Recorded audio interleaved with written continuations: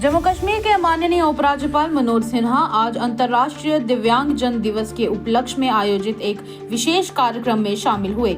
यह कार्यक्रम जम्मू के government college for women Gandhinagar के ऑडिटोरियम में आयोजित किया गया था, जहां पर लेफ्टिनेंट गवर्नर मनोज सिन्हा ने दिव्यांगजनों के साथ संवाद किया, बातचीत की और उनकी उत्साह बढ़ाने के लिए विभिन्न श्रेणियों में पुरस्कार भी वितरित किए। उन्होंने कहा कि प्रशासन दिव्यांगजनों के लिए अधिकारों, शिक्षा और रोजगार के अवसरों को मजबूत करने के लिए प्रतिबद्ध है। इस कार्यक्रम में बड़ी संख्या में छात्राओं, शिक्षकों और सामाजिक संगठनों के प्रतिनिधियों ने भी भाग लिया। जम्मू से सेवाराम की रिपोर्ट। आज का यह दिन दिव्यांगजनों और पॉलिसी मेकर दोनों के लिए बड़ा पवित्र दिन है और इस कार्यक्रम के माध्यम से कोशिश हो रही है कि अधिक न्यायपूर्ण और समावेशी समाज निर्मित करने के हम सबके संकल्प को कैसे ठीक ढंग से बनाया जा सके।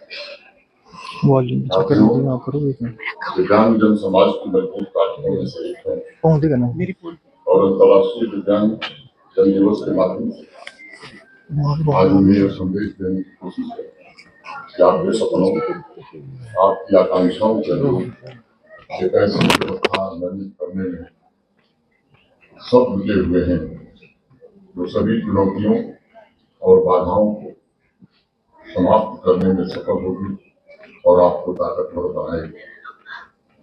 आज मैं कह सकता हूं कि भारत के वर्तमान प्रधानमंत्री आदरणीय श्री नरेंद्र मोदी जी के नेतृत्व में इस दिशा में वर्ष 2015 में विशेष अभियान सुगम्य भारत अभियान लॉन्च हुआ और मैं मानता हूँ इसके कारण अनेक क्रांतिकारी परिवर्तन इस देश के दिव्यांगजनों के जीवन में आया है।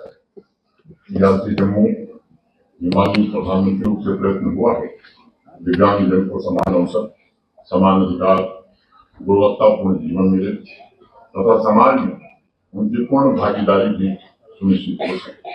माननीय प्रधानमंत्री जी के मार्गदर्शन में एक बड़ा लक्ष्य रखा गया, दिव्यांगजन देश के किसी पर निर्भर न हो बल्कि स्वयं अपने पैरों पर खड़े हो सके। इस दिशा में देश के दिव्यांग व्यक्तियों के कौशल विकास, पुनर्वास और सशक्तिकरण के लिए समग्र क्षेत्रीय केंद्रों composite regional centre for skill development, rehabilitation and empowerment of persons with disability, तो सीआरसी आपके समूह कहा जा रहा था, की स्थापना की गई और मुझे प्रसन्नता है सीआरसी जम्मू ने फिजियोथेरेपी, अभी आपने भी देखा, स्पेशल एजुकेशन, क्लिनिकल और साइकोलॉजिकल सर्विसेज, वोकेशनल और स्किल ट्रेनिंग, डेवलपमेंटल थेरेपी जैसी अनेक पहलों के द्वारा सिर्फ उनके रिहेबिलिटेशन के प्रयास नहीं किए हैं बल्कि दिव्यांगजनों के सम्मान, उनकी गरिमा और आत्मविश्वास को भी लौटाने का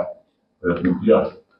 जम्मू कश्मीर में मैं कह सकता हूँ कि पिछले 5 वर्षों में प्रशासन ने बड़ा कदम उठाया।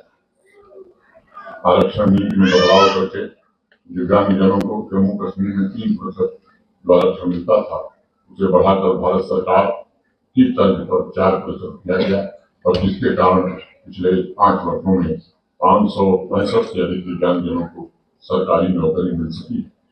रोजगार, योग्यता में वृद्धि, आत्मनिर्भरता को बढ़ावा, पुनर्वास सुविधाओं को बढ़ाने और समावेशिता को बढ़ावा देने के लिए अनेक नई योजनाएं टेक्नोलॉजिकल टूल्स के द्वारा जीवन को सुगम बनाने का दिव्य कला मेला जैसी पहल भी सुनिश्चित की गई थी।